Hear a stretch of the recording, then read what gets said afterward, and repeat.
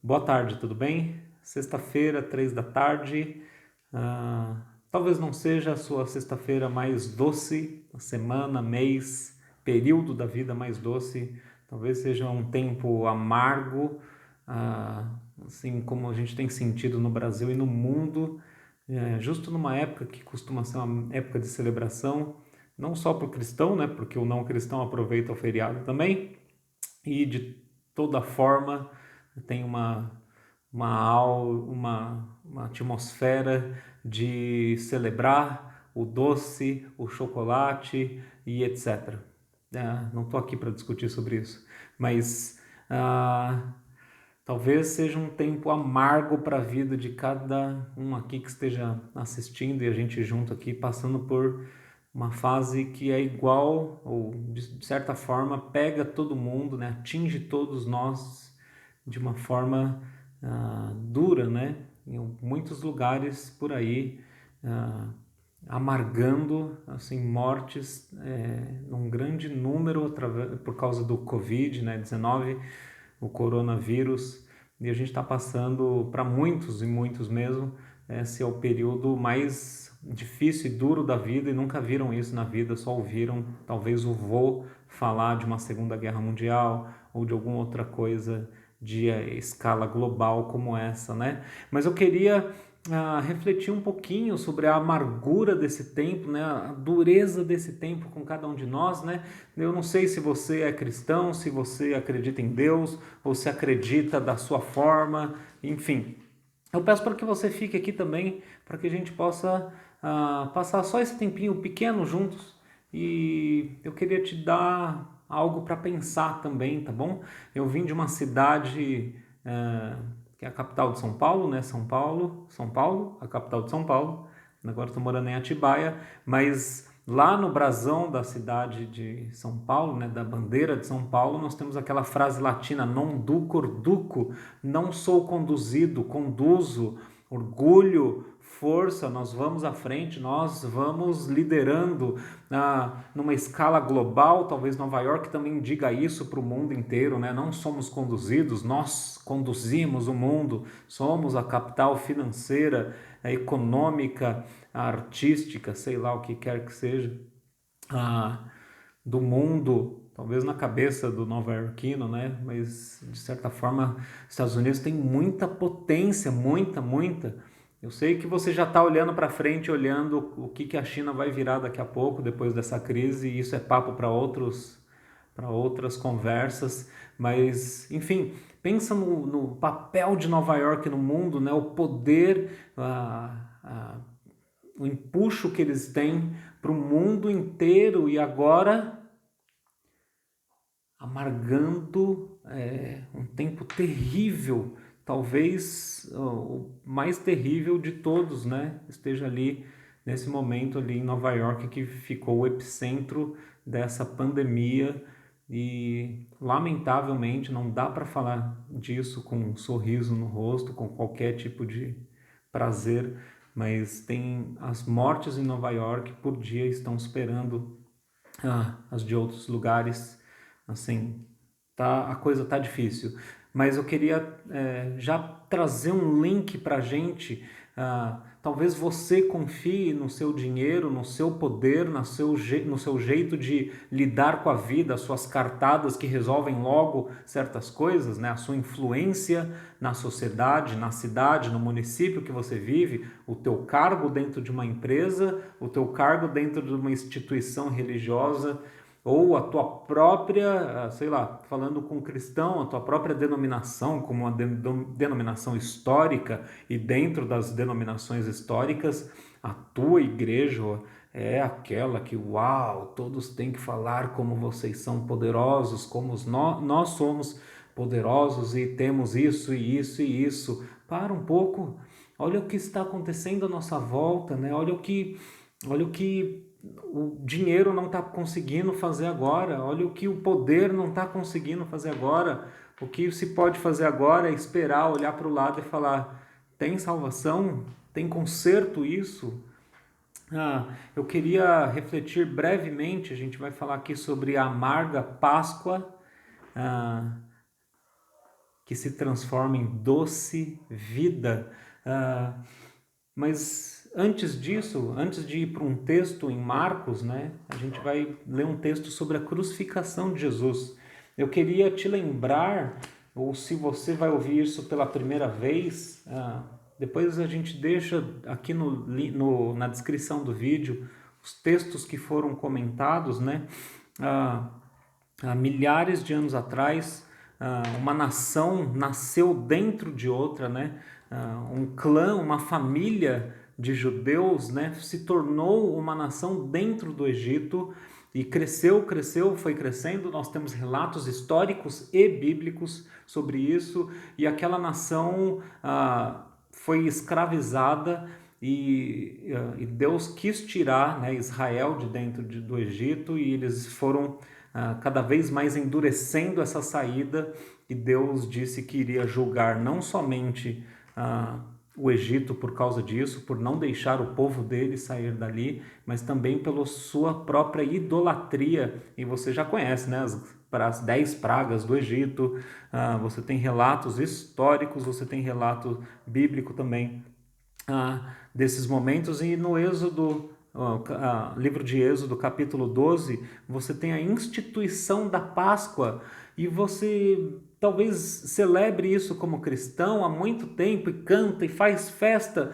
mas talvez você esqueça do que está escrito aqui no capítulo 12, como foi um período amargo. Foi um momento que Deus falou assim: olha, essa vai ser a última praga que eu vou trazer sobre os deuses, né, os falsos deuses do Egito, e eu vou trazer morte para esse povo, e quem estiver aí vai morrer. Os primeiros filhos, né? Então o filho mais velho das pessoas e até as primeiras crias dos animais seriam mortos. E aí Deus fala para Moisés falar para o povo, preparar um tipo de refeição, e essa refeição seria a Páscoa, e que o centro dessa refeição, além de ter pão sem fermento, ervas amargas, eles celebrariam com ervas amargas, tá? Não era chocolate eu não vou falar nenhuma marca, mas eles celebravam essa refeição com erva amarga, e o centro dessa refeição deveria ser um cordeiro sem mancha, sem defeito, sem nada, sacrificado, e a carne desse cordeiro comida por essa família, e aí o sangue do cordeiro passado na porta deles. E aí naquela noite em que a morte iria passar pelo Egito, as casas que tivessem o sangue do cordeiro sacrificado seriam poupadas, e as pessoas ali não morreriam, ou os primeiros filhos, né, os mais velhos e as primeiras crias. E esse seria então a Páscoa instituída perpetuamente para o povo de Israel. Todo ano eles deveriam celebrar, até que Deus mostrasse, enfim, de novo, o verdadeiro significado da Páscoa. Eu vou ler só o Êxodo 12, versículo 12. Eu já resumi para você o que veio antes. No 12:12 diz assim: naquela mesma noite passarei pelo Egito e matarei todos os primogênitos, tantos dos homens como dos animais, e executarei juízo sobre todos os deuses do Egito. Eu sou o Senhor. O sangue do cordeiro, tá? Será um sinal para indicar as casas em que vocês estiverem. Quando eu vir Perdi aqui, desculpa. Será um sinal, tá? Quando eu vir o sangue, passarei adiante. A praga da destruição não os atingirá. Quando eu ferir o Egito, isso será um memorial. Celebrem como decreto perpétuo. Falem para os seus filhos como Deus livrou vocês da escravidão e da morte. E realmente aconteceu isso. Ele tira esse povo dali. Eu queria ler um pouquinho do Salmo 22, olha, isso foi escrito há muito tempo atrás, tá? O Êxodo foi escrito por Moisés, o livro de Êxodo, então o Pentateuco, escrito há muito tempo atrás, e milhares de anos lá para frente, já com o rei Davi, então passou muito tempo. Nós temos um Salmo de Davi aqui, que fala sobre isso, né, de desamparo, estar passando por momentos amargos. Olha o Salmo 22, o que fala: pelo menos uma parte, tá bom? Meu Deus, por que me abandonastes? Por que está tão longe de salvar-me, tão longe dos meus gritos de angústia? Meu Deus, eu clamo de dia, mas não me responde, de noite não recebo alívio. Tu, porém, és o santo, és o rei, és o louvor de Israel. Em ti os nossos antepassados puseram sua confiança, confiaram e os livraram. Eu estou pulando aqui para o 6, tá? Mas eu sou verme e não homem, motivo de zombaria, objeto de desprezo do povo. Caçoam de mim todos os que me veem, balançam a cabeça, lançam insultos contra mim. Olha o 11. Não fiques distantes de mim, pois a angústia está perto e não há ninguém que me socorra. Muitos touros me cercam, sim, rodeiam-me os poderosos de Bazã. Como leão voraz rugindo, escancaram a boca contra mim. Como água me derramei, e todos os meus ossos estão desconjuntados, meu coração se tornou como cera, derreteu-se no meu íntimo, meu vigor secou-se como um caco de barro, e minha língua gruda no céu da boca. Deixaste-me no pó, à beira da morte, cães me rodearam, e por aí vai. Não, eu queria ler só mais um aqui. Posso contar todos os meus ossos, mas eles me encaram com desprezo. 18. Dividiram as minhas roupas entre si e lançaram sorte sobre as minhas vestes. E o salmista continua. O rei Davi, além de reinar e cuidar do seu povo e, enfim, organizar as coisas como um rei deveria fazer, ele também fazia arte, compunha poesia, cantava para Deus. E a gente vê uma das poesias aqui, um dos cânticos que Davi fez, e a gente pode abrir muito bem Salmos para encontrar ali as nossas emoções, né? Meu Deus, por que o Senhor me desamparou? Olha a amargura que eu estou passando, né? Olha o que está acontecendo comigo, olha o que está acontecendo conosco como país, como nação, como mundo. Como assim a gente vai passar um período desse amargo? Vamos ver o que Marcos capítulo 15, do verso 21 em diante, diz para a gente. Só para a gente contextualizar, Jesus, ele já tinha cumprido o seu ministério, já tinha ido para Jerusalém, para a época da Páscoa, e já tinha entrado em Jerusalém, já tinha debatido com mestres da lei, já tinha tirado um tempo com seus discípulos e celebrado a Páscoa com eles. E naquela celebração da Páscoa de Jesus e os 12, ele pega o pão, quebra o pão e fala: comam, esse é o meu corpo dado em favor de vocês. E aí ele pega o vinho, ele serve o vinho para eles e fala assim: tomem o vinho. Isso está simbolizando o meu sangue, um sangue da aliança. Eu estou relembrando e fazendo uma nova aliança aqui. Esse meu sangue é dado em favor de muitos. E aí, depois dessa refeição, ele sai e aí ele vai, ele é preso e acontece tanta coisa. Você já viu em filme, você já ouviu por aí, alguma coisa você já ouviu do que acontece com Jesus. Ele é julgado, humilhado, não tinham nada para falar sobre ele. E a gente chega aqui no verso 21 do capítulo 15. Certo homem de Cirene, chamado Simão, pai de Alexandre e de Rufo, passava por ali chegando do campo. Eles o forçaram a carregar a cruz. Levaram Jesus ao lugar chamado Gólgota, que quer dizer lugar da caveira. Então lhe deram vinho misturado com mirra, mas ele não o bebeu. E o crucificaram. Dividindo as roupas dele, tiraram sortes para saber com o que cada um iria ficar. Eram 9 horas da manhã quando o crucificaram, e assim estava escrito na acusação contra ele: o rei dos judeus.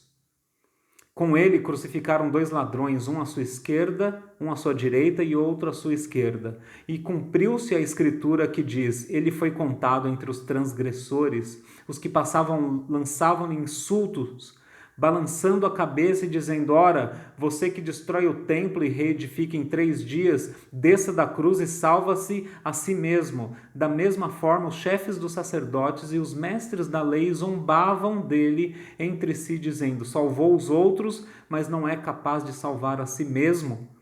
O Cristo, o Rei de Israel, desça da cruz para que o vejamos e creiamos. Os que foram crucificados com ele também o insultavam. 33. E houve trevas sobre toda a terra, do meio-dia às 3 horas da tarde. Por volta das 3 horas da tarde, Jesus bradou em alta voz: Eloi, Eloi, lama sabachthani, que significa: meu Deus, por que me abandonaste? Ou por que me desamparaste? Quando alguns dos que estavam presentes ouviram isso, disseram: ouçam, ele está chamando Elias. Um deles correu e embebeu uma esponja com vinagre, colocou na ponta da vara e deu-a para Jesus beber. E disse: deixem-no, vamos ver se Elias o tira daí. Mas Jesus, com um alto brado, expirou. Morreu. E o véu do santuário rasgou-se em 2 partes, de alto a baixo. Quando o centurião que estava em frente de Jesus ouviu o seu brado e viu como ele morreu, disse: realmente, ele era o Filho de Deus. Algumas mulheres estavam observando de longe, entre elas estava Maria Madalena, Salomé e Maria, mãe de Tiago, o mais jovem, e de José. Na Galileia, elas tinham seguido e servido a Jesus. Muitas outras mulheres que tinham subido com ele para Jerusalém também estavam ali. Eu peço para que Deus fale com você através desse texto. Eu só tenho algumas palavras para falar sobre isso. Jesus foi para a cruz, Jesus foi para esse caminho. E se você tem acompanhado outros vídeos aqui, né, do canal, no Face aqui da Comunidade Cristã das Boas Novas, você sabe que Jesus foi marchando com domínio. Ele tinha poder para destruir o mal, ele expulsava demônio com ordem, ele expulsava doença ao olhar, ele curava pessoas tocando, ele expulsou o demônio de uma menina, filha de uma mulher estrangeira, que nem tinha acesso a Deus naquela época, e ela chegou, se prostrou diante dele, e só pelas palavras dela, a fé que ela teve nele como Senhor já da vida dela, ele nem precisou estar no lugar que a filha daquela mulher estava. Ele falou: pode ir embora, que o demônio saiu da sua filha. E isso aconteceu. Ele marchou com poder nesse caminho até esse lugar. Para quê? O que esse homem, com um andar e uma vida tão poderosa, tão forte, tão transbordante de poder de Deus, guerreiro com total domínio, por que ele avançou tanto para chegar até aqui para isso?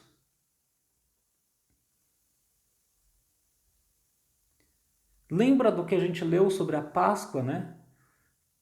Ervas amargas, morte ao redor, por todo lado iria morrer gente. E está ao nosso lado, morrendo gente por todo lado. Lembra do que a gente leu nos Salmos, né? Milhares e milhares de anos depois, o rei Davi escreveu: Senhor, por que o Senhor me desamparou? Meu Deus, por que me desamparaste? Você vê como a Bíblia está toda conectada, né? Ela não está soltando um monte de ideias soltas ali para fazer da gente pessoas morais e que podem julgar umas às outras com base em leis. Ela está mostrando o tempo todo que o homem é desesperadamente necessitado de proteção, de salvação. Ele não é bom em si mesmo, e quando a gente acha que a gente está por cima, que a gente está ganhando, que a gente tem o poder total, com um estalo de dedo, as coisas podem mudar com o comando de Deus. A gente não dá conta nem de uma tromba d'água, imagina de uma cachoeira. Bate qualquer resfriado na gente, pelo menos os homens, né? Homem, quando chega um resfriado, se joga na cama e fica 3 dias achando, já fazendo testamento ali: olha, passa tal coisa para minha filha, passa tal. Meu filho, você está só resfriado. Mas tem coisas na vida que elas abatem a gente percebe rapidinho a nossa fragilidade. E a maior das fragilidades de todo ser humano é que depois que Deus criou o mundo, criou tudo que veio à existência e criou o ser humano também, a gente escolheu seguir em direção oposta ao que Deus falou. E essa é a maior das nossas fragilidades. Todo homem se separou de Deus quando os nossos representantes fizeram isso. E fala a verdade, você gosta sim quando você está fazendo as suas coisas do seu jeito. Não foi culpa de Adão e Eva, é culpa de todos nós. Essa é a nossa maior fragilidade. Tanto que você vê que Deus manda construir o tabernáculo ou o templo, qualquer coisa que venha, sempre tem uma separação do lugar onde Deus vai ficar e onde o homem vai ficar. Você que nunca entendeu Deus dessa forma ou não crê em Jesus, pegue a Bíblia, leia do começo ao fim com esse olhar. Quando Deus está perto do homem e não está ninguém morrendo por causa disso, porque Deus é santo, poderoso e o homem não. Veja como tem separação, como Deus mesmo fala assim, ó, eu vou ficar aqui no meio de vocês, mas façam uma separação, não passa para o lado de cá, do lado de cá do véu, porque aí você vai ter contato com a minha glória, não é nem comigo, é com um pedacinho da minha glória e você vai morrer. Essa é a nossa maior fragilidade. Nós não acertamos as coisas de Deus, as perfeições da moralidade. Você sabe que existe uma moralidade, que existe o certo e o errado. Nós não acertamos da forma que tem que acertar. Eu não acerto. Ser bom às vezes não é o suficiente. Ser bom muitas vezes não é o suficiente. Ser bom 99,9,999% não é o suficiente perto do padrão de Deus. E essa é a maior das nossas fragilidades. E aí nesse texto a gente vê que aquele poderoso Jesus que marchou expulsando demônios, curando pessoas, ensinando com autoridade, chega até ali, já agora ele foi espancado, ele já estava há tempo ali sem comer e ali não aguentou carregar a cruz, né? Então foi passado para Simão, um rapaz que chegou ali, né? E talvez você tenha chegado aqui, de repente, não, o que está acontecendo? Eu vim celebrar outra coisa aqui, eu vim ganhar chocolate. Como assim uma cruz para eu carregar? Quem que é esse Jesus? Tá bom, vamos acompanhar isso. E aí, de repente, Simão de Cirene, né? Do norte da África, ele está de cara com a cena mais estrondosa da história. Jesus, o poderoso guerreiro, o dono do universo, se fez frágil e não revidou açoites, não revidou zombaria, insulto, não revidou quando falaram, desce daí então. E olha que foram pessoas religiosas que conheciam muito bem muitas coisas que estavam escritas aqui. Desce daí, salva você mesmo. Jesus não revidou nada disso, nem desceu dali. Podia, mas não fez. Que dia amargo. Que momento amargo. A amarga Páscoa. Isso foi na época da Páscoa, tá? Sexta-feira, onde eles iriam, todos os judeus ali iriam sacrificar, lembra da festa?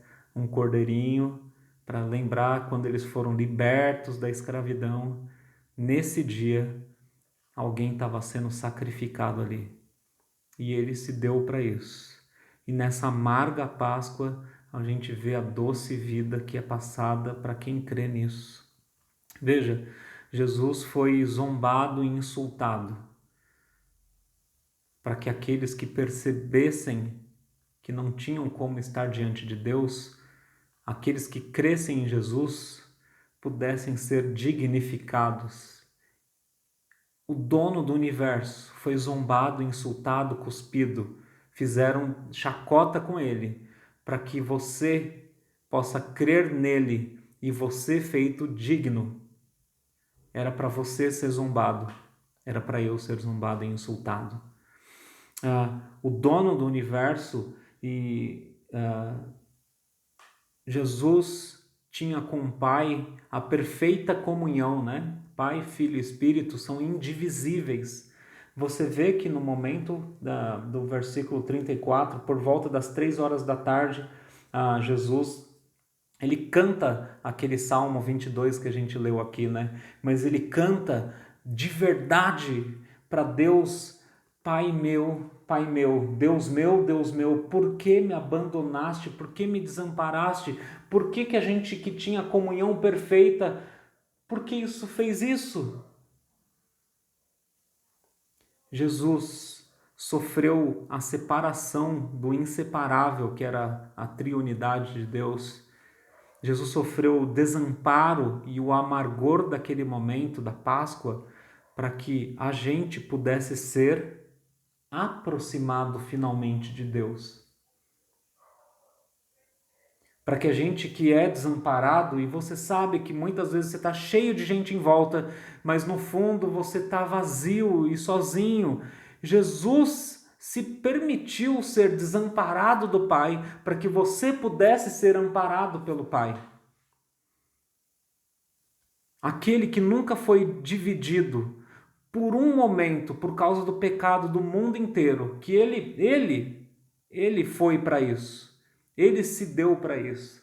Ele deixou cair em cima dele o pecado do mundo, e onde tem pecado não pode ter a comunhão de Deus com o pecado. Por isso que há um desamparo do pai com o filho, porque tem pecado no meio dos dois. E aí, debaixo disso, ou em cima desse pecado, Deus tinha falado na Bíblia inteira que ele derramaria o cálice da ira dele contra o pecado, contra as maldades humanas. E ali Deus, o Pai, derrama assim a ira sobre o pecado, e Jesus aguenta tudo isso.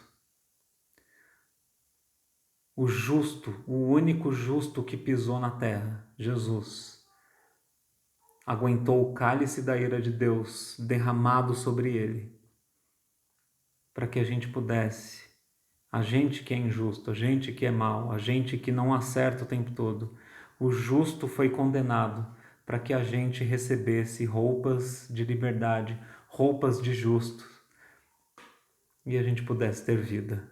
Ele morreu. Ele foi o cordeiro. Ele foi sacrificado. Ele derramou o sangue. Ele foi o sanguezinho ali na porta para que quando a morte passasse, visse aquele sangue ali e falasse, não, eu vou continuar por onde não tem esse sangue. Ele se deu para que a gente pudesse viver. Então, nós temos uma amarga Páscoa, sim, para ter uma doce vida. Foi amarga para Jesus. Foi e vai ser sempre quando Deus olhar para o pecado e quiser retribuir a injustiça e o mal dos homens com o juízo dele. E muitas vezes isso vai acontecer antes de que ele volte e restaure todas as coisas. Não tenha dúvida que o que está acontecendo em alguns lugares no mundo é um pouquinho de juízo, sim. Esse desamparo, essa amarga dor que a gente vai estar sentindo por aí, a gente pode lembrar de que Deus continua chamando o homem para perto dele. E você vê, para terminar aqui, que duas coisas para a gente terminar. Quando Jesus expirou, aconteceram duas coisas, né?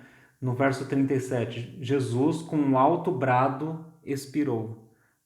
Ele não gritou nenhuma vez com ninguém. Ele não revidou. Mas aí no final ele bradou quando acabou, esvaiu, acabou de descer a última gota de vida dele. Ele gritou. Nesse momento, o véu do santuário, aquele que separava a presença de Deus do homem, foi rasgado de cima a baixo. Jesus é o caminho, passou a ser o caminho vivo para a amargura da nossa vida, para a doçura da vida do lado de cá com Deus. O véu foi rasgado de alto a baixo. E o verso 39 para a gente terminar. Quando o centurião que estava em frente a Jesus ouviu o seu brado e viu como ele morreu, disse, realmente este era o Filho de Deus. Um centurião romano. Em nenhum momento do livro de Marcos, ninguém percebeu o que esse romano percebeu. Por isso que eu te saudei no começo do vídeo, mesmo que você não fosse cristão, mesmo que você não acreditasse em Deus como as pessoas à sua volta acreditam, Ninguém no Evangelho de Marcos tinha falado o que esse centurião aqui, romano, disse. Nenhum judeu falou o que ele fez. Ele falou: ao olhar Jesus morrer na cruz, ele foi o único no livro inteiro que falou: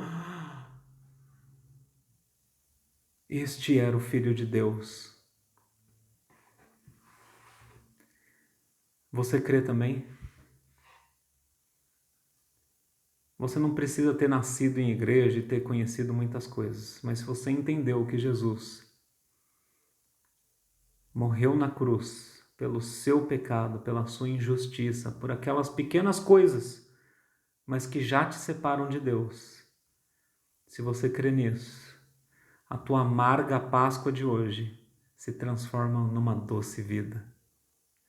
Para todos nós que já críamos em Jesus, a nossa amarga Páscoa hoje, de não ter mais pessoas do nosso lado, da gente estar celebrando juntos, porque você sabe, é uma festa, a gente celebra junto o ápice da história do mundo, que é quando Jesus veio e se deu na cruz no nosso lugar. Talvez hoje não seja um dia tão feliz, porque a gente queria estar junto, e domingo estar junto e celebrar e cantar. Alegre-se, porque até mesmo nessa dor a gente pode lembrar que Deus está no controle. Jesus sofreu a pior das dores, e quando ele gritou na cruz ali, não era o cordeiro só que estava morrendo, mas o leão de Judá, aquele que tem o cetro que governa o mundo. Ele gritou ali. Só que ele agora está reinando. Você sabe o final dessa história. Ele está reinando no seu trono, e nós cremos nisso, nós temos alegria nisso. E se você está em casa agora com a sua família, celebre, ore junto, pense naquelas pessoas que talvez não tenham a mesma esperança que você, pense nas coisas que você está deixando de lado de Deus, as coisas que você tem caminhado para coisas que você resolve as coisas com o seu poder, com o seu dinheiro. Deus está chacoalhando o mundo para que o mundo lembre, nada disso vale, nada disso vale. O que vale é Jesus. Amém?